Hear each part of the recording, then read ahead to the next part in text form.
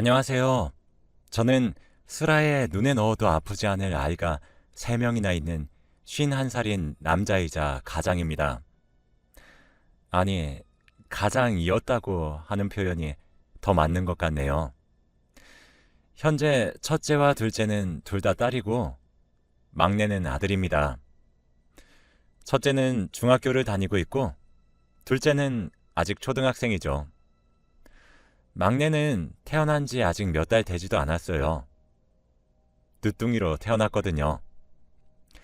저와 아내가 나이가 4살 차이가 납니다. 궁합도 안 본다는 4살 차이죠. 제가 어렸을 때 저희 아버지가 보증을 잘못 서는 바람에 정말 말 그대로 집이 쫄딱 망했었어요. 그래서 전 어렸을 때부터 돈을 벌어야만 했습니다. 부모님께 자식이라곤 저와 제 남동생 뿐이었죠. 저희 4식구, 그래서 정말 아등바등 살았어요. 그래서 전 가난이라면 치가 떨렸죠. 반지하 월세방에서 잠을 자고 싶어도 잘 수 없었습니다. 눈을 감고 누우려고 하면 샤샤샥 소리가 들렸거든요. 바퀴벌레 소리였죠. 후에 들었는데 아버지와 어머니는 저희 형제와 함께 극단적인 생각을 할 정도로 많이 힘드셨다고 하시더군요. 그런 처절한 마음과 주저앉은 현실이 만든 힘듦이 하늘에 닿았던 건지 아버지의 일이 점차 풀려가기 시작했고 서서히 저희 집안의 사정도 차차 나아졌습니다. 저는 아버지를 정말 존경하고 있어요. 그렇게 척박하고 힘든 환경 속에서도 저희 어머니와 형제를 잘 키우셨으니까요. 아버지의 사업이 풀리면서 다시 일어서셨고 저는 아버지의 사업을 배우기 시작했습니다.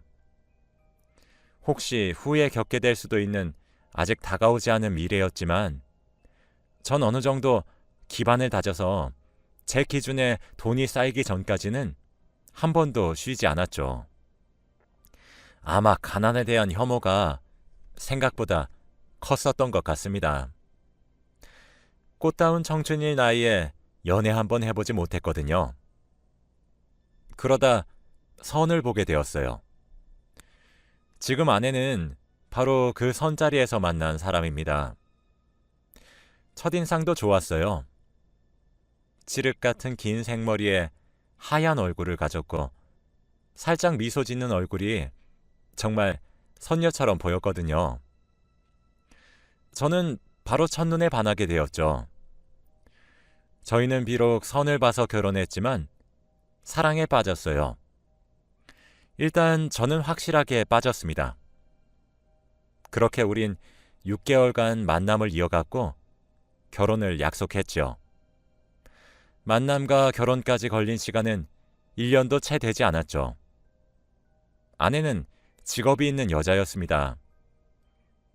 시간이 흘러 결혼 첫 해에 저희는 아이를 출산했죠. 첫째는 딸이었죠. 전 아직도 그때가 눈에 선해요. 조그마한 아기를 직접 안아보았을 때 말이죠. 몇 년 지나지 않아 저희는 둘째도 낳았습니다. 둘째 또한 딸이었어요. 아내는 첫째와 둘째를 낳은 이후로 전업주부로 바꿨습니다. 아무래도 자식들은 엄마 손에 커야 되는 것 같다고 하면서 말이죠. 아내는 직업에 대한 프라이드가 매우 높았는데 자식들을 위해 그런 희생을 하니 저로선 정말 고마운 뿐이었어요. 그렇게 저희 가정은 정말 화목했습니다. 저희 집에서도 시집살이에 시옷자도 꺼내지 않았고 처갈댁에서는 사위는 백년 손님이라며 어화둥둥 해주셨죠. 전 아버지 사업을 물려받아 일을 하고 있어서 아이들을 키우는 데에 있어 재정적인 부담도 없었어요.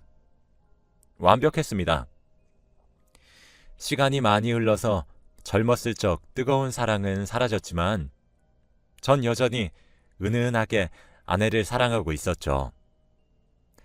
그런데 몇 달 전 네 식구가 모여서 저녁을 먹고 있었는데 아내가 제게 할 말이 있다고 하더군요. 밥을 먹으면서 하라고 했더니 둘이서 할 얘기라고 하더라고요. 사춘기인 첫째는 뚱하게 앉아 밥만 먹었고 한창 호기심이 왕성한 둘째는 무슨 비밀이냐고 하며 캐물었죠. 조금 지나서 안방에서 둘이서 이야기를 했습니다. 그런데 아내는 제게 할 말이 있다고 부르고 난 뒤 말없이 물건을 하나 건네어 주더군요. 그건 임신 테스트기였습니다. 두 줄이 떠 있었죠. 저는 너무 당혹스러워서 이게 뭐냐고 물어봤어요. 그랬더니 아내는 여보, 요즘 그날이 찾아오지 않길래 나도 이제 나이가 있으니까 폐경이구나 했었어. 그런데 오늘 속이 너무 메스껍고 몸살 기운도 있는 것 같고 딱 우리 애들 임신했을 때랑 똑같더라고.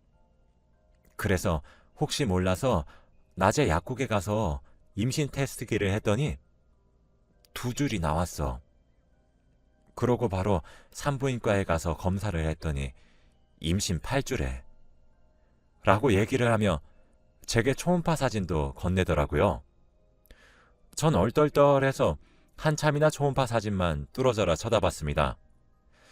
아무런 말도 하지 않은 제 반응이 어색하고 무서웠던 건지 아내는 옆에서 말을 계속 걸었어요. 저는 여보, 그래도 우리 나이가 있잖아. 이러다가 여보 몸이 상하면 어떡하려고. 라고 조금 회의적이게 말을 했죠. 아내는 그래도 이미 생긴 아이잖아. 난 낳고 싶어. 당신이 돈을 못 벌어다 주는 것도 아니고, 응? 이라며 낳자고 하더라고요. 그래서 저희 부부는 신이 주신 선물이라고 생각하기로 했어요. 늦둥이지만 낳기로 결심했죠. 아무래도 아내가 나이가 있는지라 임신 기간 저희 가족 모두가 지극정성으로 대했어요. 아이 태명도 행복이라고 지었죠.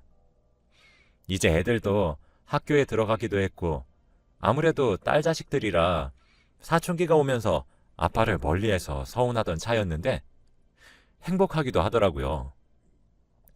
행복이는 아들이었습니다. 저는 늦게 생긴 제 아들과 뭐를 하며 지낼지 먼 미래까지 상상하면서 살았죠. 행복이가 생기면서 저희 부부 사이도 정말 많이 살가워졌고 가족 사이도 끈끈해졌습니다. 그런데 믿기지 않는 일이 일어났어요. 행복이를 출산하는 날 아내는 노산이기도 해서 출산 과정을 정말 고통스러워했습니다. 18시간 진통 끝에 행복이를 낳았거든요. 그런데 아이의 혈액형이 AB형이라고 간호사가 말씀하시더라고요. 저는 O형이고 아내는 A형입니다. 제가 가방끈이 그리 길진 않지만 저와 아내 사이에 나올 수 있는 혈액형은 A형과 O형뿐이란 걸 알아요. AB형이 나올 수 없다는 사실을 말이죠. 정말 믿기지가 않았습니다. 2번, 3번 물어봐도 AB형이라고 하더군요. 그러면서 처음 신생아일 때 아이의 혈액형은 산모의 DNA가 섞여 있어서 그리 정확한 편은 아니라고 추후에 따로 검사를 받아보는 게 더 정확할 것 같다고 하시더군요. 하지만 잔잔한 호수에 던져진 돌은 커다란 파문을 일으켰습니다. 제게 불신의 싹을 심어주었죠. 저는 나중에 검사를 받을 수 있는 시기까지 기다릴 수 없었어요. 아닐 거라고 아내를 정말 믿었지만 그래도 제 두 눈으로 확인하고 싶었죠. 그래서 아내 몰래 행복이와 저의 친자 검사를 의뢰했습니다. 결과는 불일치로 나왔더군요. 그래도 믿기지가 않아서 아내와 행복이의 친자 검사를 의뢰했죠. 차라리 아이가 바뀌었다고 믿고 싶었거든요. 그런데 아내와 행복이는 친자 검사가 일치하더군요. 그렇게 전 절망에 빠졌습니다. 마음 같아서는 아내에게 소리를 지르고 화를 내고 싶었어요. 하지만 어떻게 며칠 전에 노산으로 아이를 힘겹게 낳은 아내에게 그럴 수 있었겠습니까? 아내는 제가 뒤에서 이런 검사를 한 것은 꿈에도 모르는지 행복이와 제가 어디가 어떻게 닮았는지 제잘제잘 떠들어대더군요. 그래서 그냥 이 사실을 제 가슴에 묻기로 결심했습니다.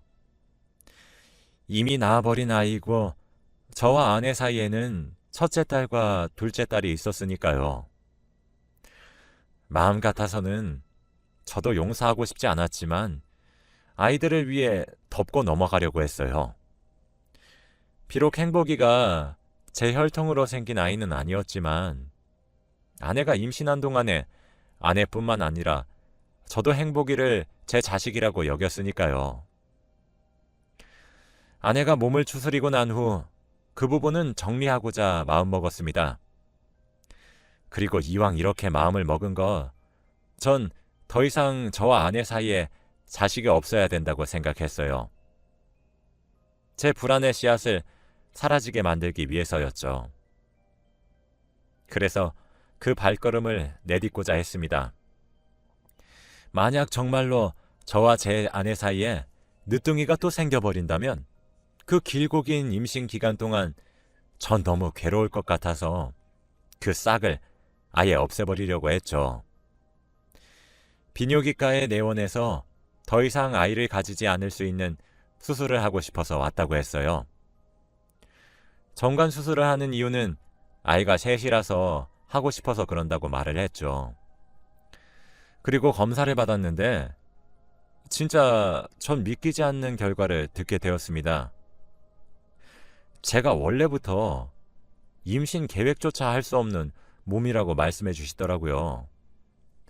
의사 선생님은 제게 결과를 알려주시며 조심스레 말씀을 했습니다. 슬아의 자녀가 셋이 있다고 했는데 친자 검사를 의뢰해 보는 것이 어떻겠냐고 말이죠. 진짜 그 결과를 들었을 때 참담함과 비참함, 그런 온갖 감정이 들었어요. 말로 표현이 잘 안 되었던 것 같네요. 정말 딱 미치고 팔짝 뛴 노릇이었죠. 무슨 정신으로 집으로 돌아왔는지 모르겠습니다. 집으로 돌아온 저는 일단 아무렇지 않은 척을 했어요.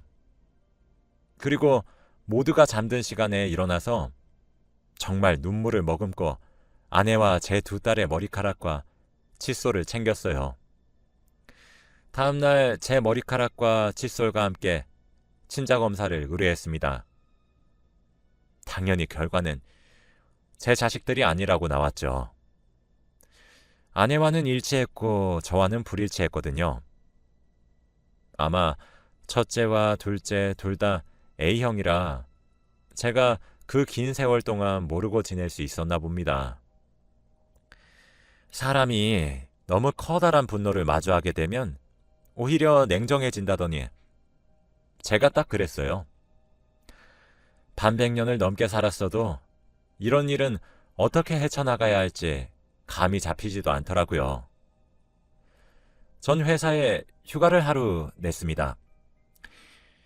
두 딸은 낮에 학교를 갔고 늦둥이인 행복이는 아내가 노산으로 힘들어해서 고용한 도미에게 맡기고 작은 방에 잠시 들어가 있어 달라고 했어요. 안방에 아내와 저만 남았죠. 아내는 여보, 갑자기 무슨 일이야?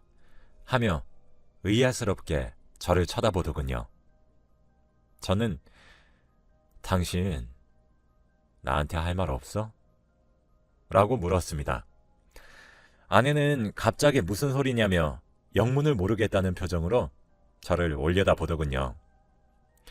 저는 당신 나한테 숨기고 있는 거 없냐고 라고 차분하게 물었죠.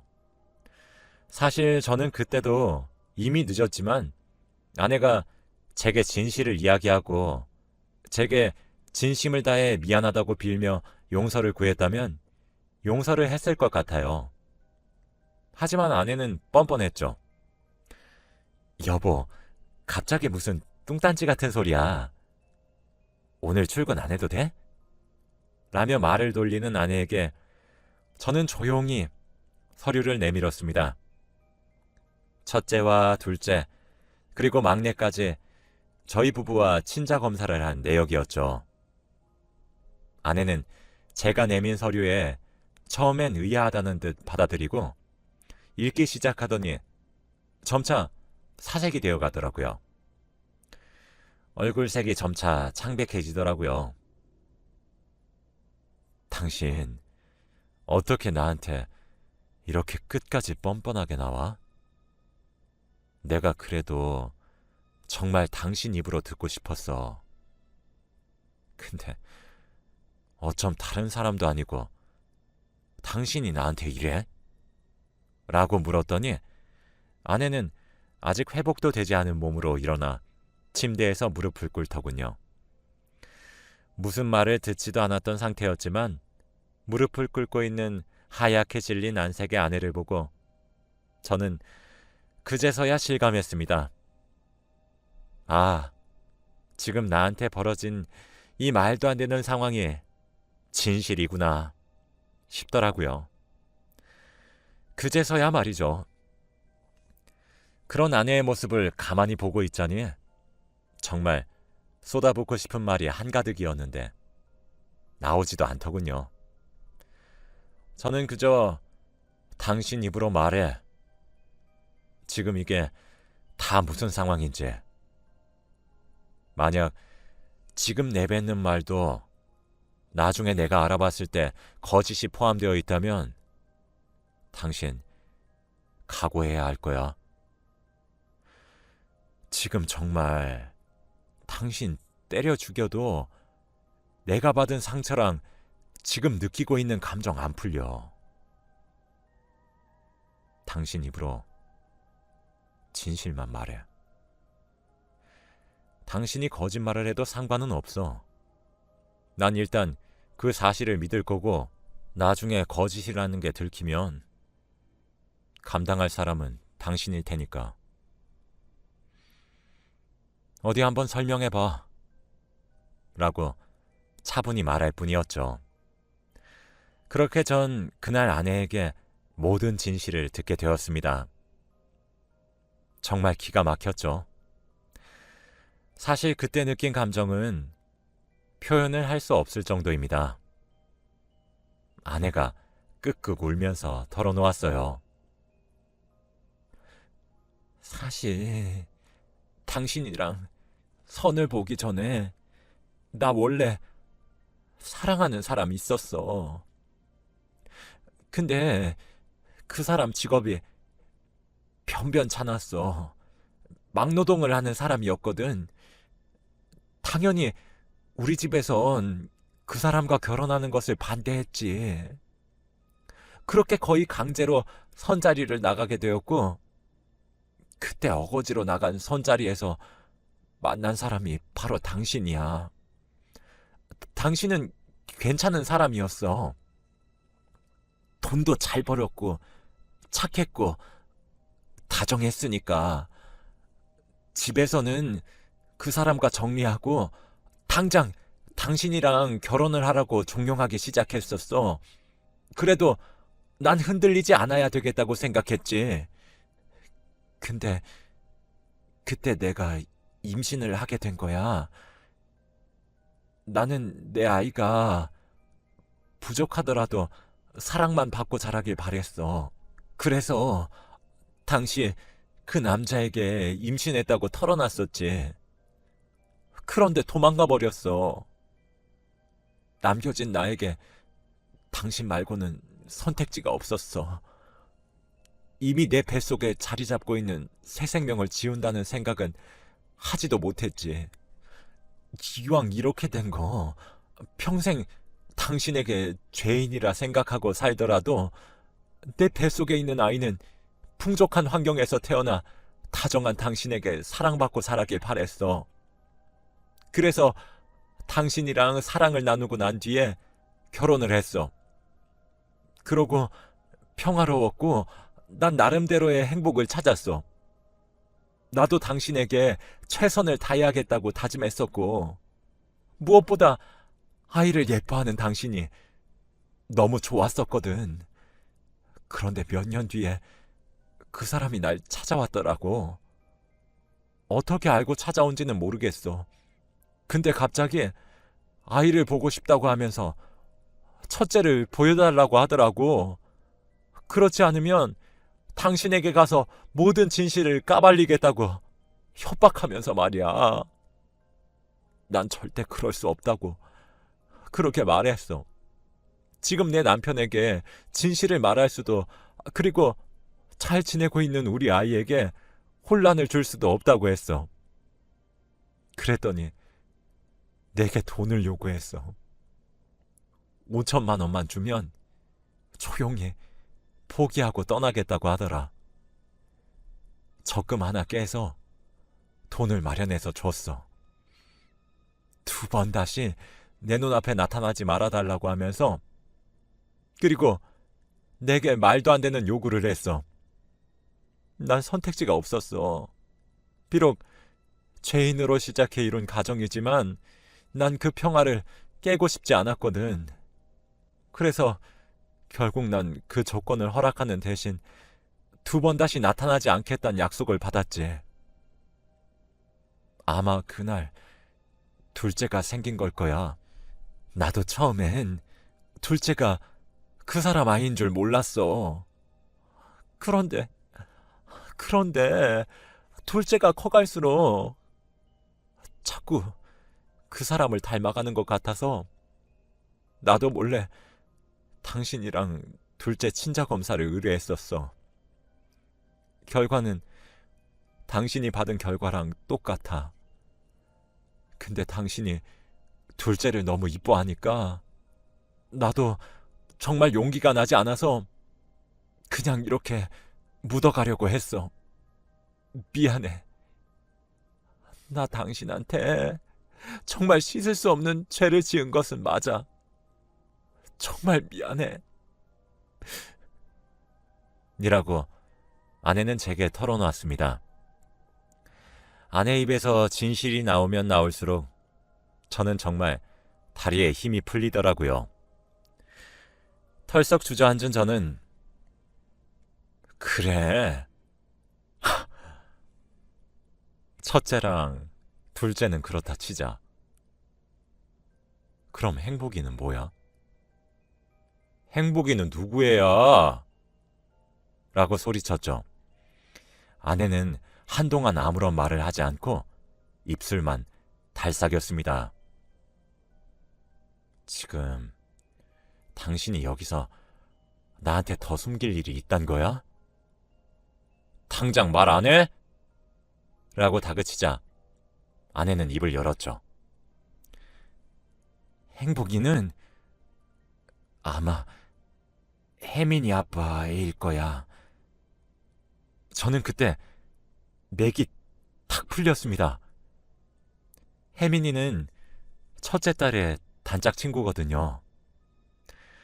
지금 같은 중학교, 같은 반이죠. 초등학교 때부터 꼭 붙어 다녔던 아이입니다. 아내는 나도 정말 그러려고 그랬던 게 아니야. 당신도 알다시피 혜민이 아빠 부인이랑 사별하고 혼자 키우잖아. 첫째 학부모 회의할 때나 뜨문뜨문 보다가 한번 만나서 밥을 같이 먹은 적이 있었거든. 근데 너무 다정하더라고. 사실 당신이랑 15년 가까이 결혼 생활을 하면서 우리 점점 소원해져 갔잖아. 그래서 정말 잠깐 느끼는 봄바람이라고 생각했어. 근데 미안해 라고 하더군요.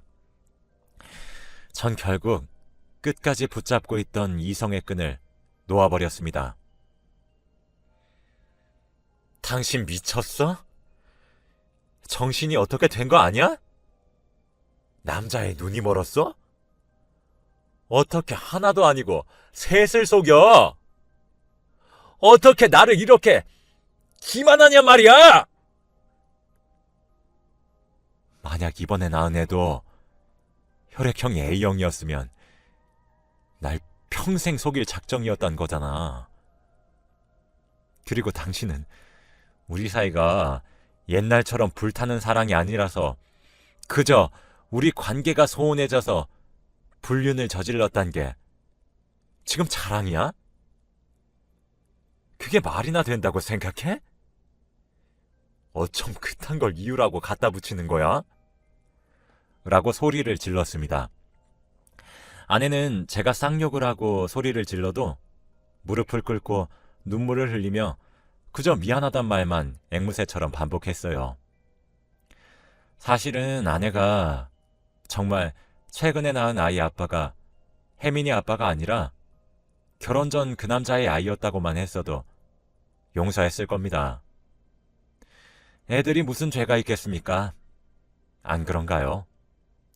이미 내 자식으로 10년 이상 키워왔고 그래서 아내를 용서했을 거예요. 그런데 막내의 아빠가 혜민이의 아빠라뇨.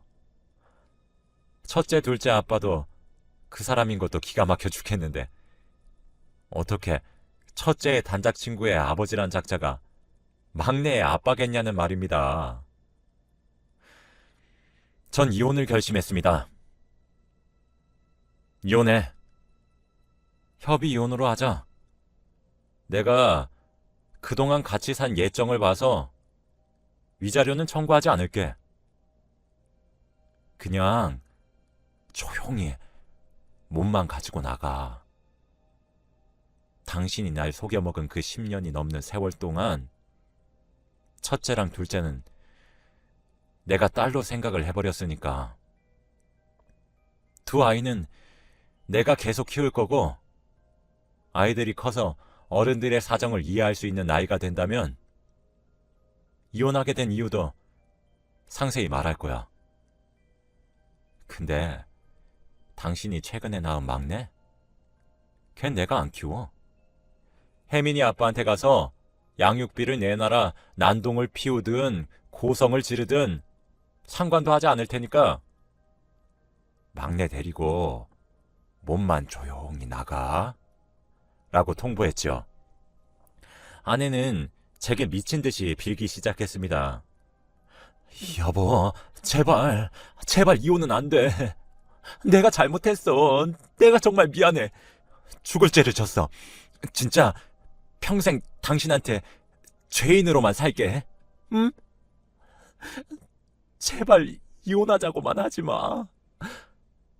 라며 바짓가랑이를 잡고 매달리더군요. 전 그런 아내를 뿌리치며 말했습니다. 아니, 내가 봤을 땐 당신 그거 정신병이야. 일주일 안으로 짐 싸서 친정으로 가든 혜민이 아빠 집으로 들어가든 당신 알아서 해. 일주일 안으로 집에서 막내랑 당신 안 나가면 그땐 내가 어떻게 하나 한번 지켜봐. 당신도 알지? 나 지금 많이 참고 있단 걸 말이야. 라고 말이죠. 그리고 전 집을 나왔어요. 일주일 뒤 집으로 돌아가 보니 아내는 친정으로 간 모양이더라고요. 처가댁에서 전화가 오는데 아내 입에서 어떤 말을 들었는지는 몰라도 제게 미안하다고 염치 없지만 용서해주면 안 되겠냐고 하더군요. 전 더 이상 제게 연락하지 않으셨으면 좋겠습니다. 아내한테 모든 진실을 들으셨으면 제게 전화 이렇게 못하세요. 장인어른. 지금 장인어른이랑 장모님이 알게 된 일은 빙산의 일각일 겁니다. 두 번 다시 제게 전화하지 마세요. 라고 하고 끊었어요. 아직 저희 부모님께는 말을 하지 못했습니다. 나이도 많이 드셨는데 어떤 충격을 받을지 몰라서 조심스럽네요.